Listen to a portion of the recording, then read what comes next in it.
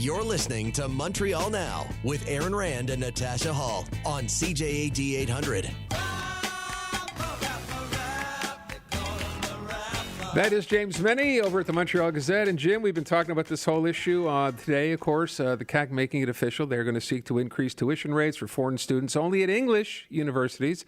And this is all being done. It's got nothing to do with finances. I think it's pretty obvious this is all about the French language, or perhaps I should say about the English language, too much of which apparently is being heard for them by these students. But I want to play a clip. This is Éric Girard, who, beyond being our finance minister, is also, of course, the minister responsible for English relations. Yeah. Him talking about a month ago, so not very long ago. We didn't pull this clip from 2 years ago. And basically trying to make the point that, hey, Montreal is starting to hurt, and here's why. Brian?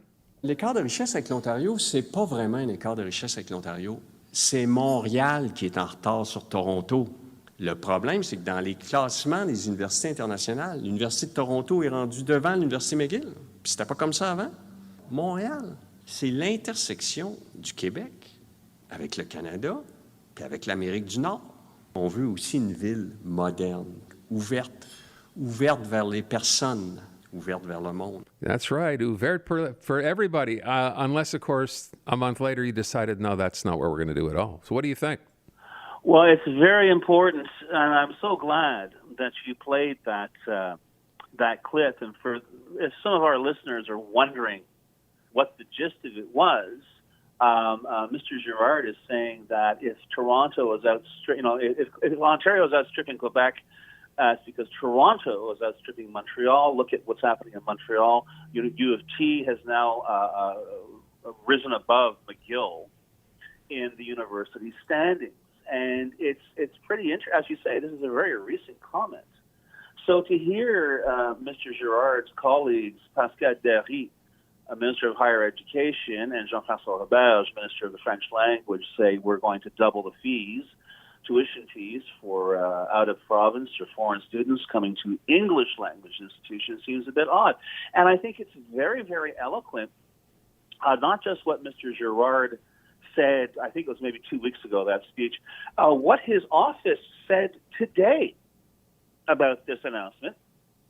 The minister will not comment at this time. He will meet first with the universities. Don't you want to be a fly on the wall when he does meet with bishops, when he does meet with Concordia, when he does meet with McGill, if only to explain how this government's left hand clearly has never been introduced to its right hand. And with all due respect, Aaron, I have to tell you, you're 100% right. This is about language. This is cheap politics. This is an increasingly hapless François Legault government scrambling, how can I put it, to pull its pants back up after being beaten like a tent peg in a by-election in Quebec City a little over a week ago. But what they're doing now is they're spinning this as a money issue. We're going to be cutting back on our subsidizing of foreign students. We're spending about $110 million a year. This saved money will be going into Francophone universities, of course, to support them. This is all, as I say, absolute rubbish. This is nothing more than another manifestation of what I described to you. My God, Aaron, I think I mentioned this to you maybe 10 years ago, that there's a tradition in Quebec politics, in case of emergency, break Anglo, which is exactly what they're doing here. They needed an easy target. They needed a nicely removed target as well. These are out-of-province students. They actually come here, they get their education, and then they go back home, which obviously is something that flies in the face of what the CAQ stands for and what Quebec stands for. I would respectfully submit that the enhancement of reputations of universities profit from people who say, don't get me wrong, they're getting a cheap education, they're getting a good education, and they're establishing these universities as world-class centers of learning. And as Mr. Girard said in French, Montreal is our intersection with Canada. Montreal is our entry point to North America.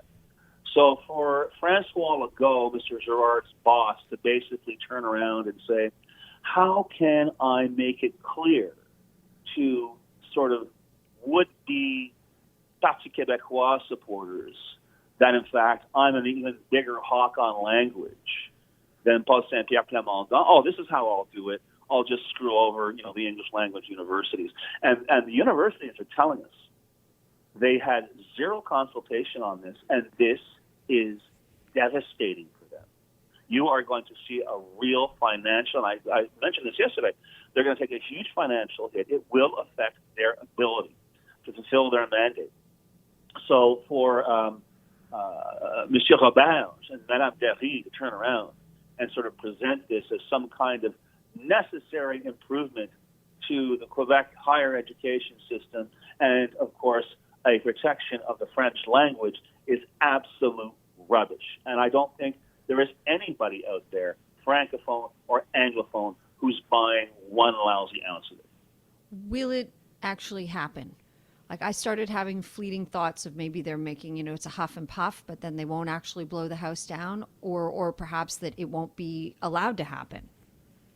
How so? Oh, I don't understand how it can't be allowed to happen. Well, couldn't the they're on the feds... table on this, and my understanding is they're going to be they'll be tabling legislation I think next week. Well, if people protest and whatever, fight back. B, if the feds get involved on any level. Yeah, Jim, we had a lot of people asking just that question. Where are the feds on something like this? And I said, well, wait a sec. This is only a couple of days old. Are they going to wade into this debate? Do you think this is the last thing they'd want to do, given how they've acted up until now on language? Exactly. I mean, my God. Legault basically took his Crayolas out and began rewriting the Canadian Constitution. Mm-hmm. He began rewriting the Official Languages Act, and Trudeau kept a sock in his mouth. You think he's going to speak up here? That's in the first place. In the second place, education is the jurisdiction of the provinces. The feds have absolutely nothing to say or do about this. By the way, and I mention this again, even though it's sort of like not the main story here, the rest of the story, perhaps not as focused on, is the fact that they say this part, the tuition part, is one of 50 different measures they plan to introduce. I haven't heard anything beyond this one. This is the first of 50, I guess. Have you? Oh, you're talking about in terms of the language? Yeah. Protecting French? Yeah. Oh, I mentioned the great Netflix offensive yesterday. Oh, right. Okay. Okay, they're going to go to Netflix and ask, nice, pretty please, can you give more exposure to Quebec content? Oh, they'll find new ways. Here's the thing. I don't know what the other 48 may be, Aaron, but I can absolutely guarantee you we'll be talking about them on this show. Yeah. Well, that we will, Jim. Thank goodness we are here at least to do that. Okay, beyond that, what else is going on? Well, you want to mention anything else? I was just going to say, we spoke to Marwa Risky and Greg Kelly earlier today. So they're speaking out on this. Not that it's going to get anywhere, but when you say they're hitting the gas on the joyride to oblivion, what are you getting at with that, Jim? Oh, they're not going to choose. It's official. It'll be announced officially this weekend. No leader will be chosen for the Quebec Liberal Party until 2025. Yeah, I saw that. Apparently, this is the course that has the support of the Liberal caucus. That's right. All 19 of them have decided this is the way to go. And, ever since I was a little guy, the word arrogant and liberal have always been linked together politically in Quebec and at the federal level. So the idea that this hapless, belching and muttering, engine overheating, wheels falling off, shot to pieces political party, that people are going to wait around until 2025 to figure out. I mean, by all means, do what you want now. Because this used to be a political party for Quebec. This has become a private party, okay? Do what you want, have drinks, just don't disturb the neighbors, because the fact is, by the time 2025 runs around, if you're not polling in single digits, no one's going to care anyway, okay? This party is in desperate need of help immediately. Somebody out there, some big brain has figured, no, we are going to wait. Let's hang on. The Quebec will wait. I got news for you. Quebec's got better things to do with his time. Here's the part I don't understand. And I saw the Journal say that they figured this out from, I guess, I don't know who they talked to get this idea, but that's what it is. Isn't this odd coming a week or so before they're all going to get together, the entire Liberal Party, never mind the caucus, to actually go over stuff? Why would you announce this now? Well, no, it's this weekend, guys. It's the convention is this weekend. This is going to be announced in Drummondville this weekend. Okay, but of course, like everything else from the Liberal Party, they leak like a sieve. Okay, So Radcan got it. The Journal got it.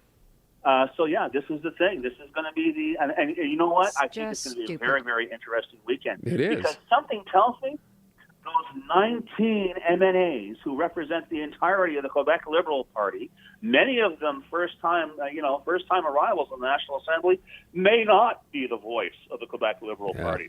But I'm only speculating here. But I have a sneaking suspicion you haven't heard the last of this debate. James Mennie at the Montreal Gazette. Jim, thank you. Have a great weekend. You too, guys.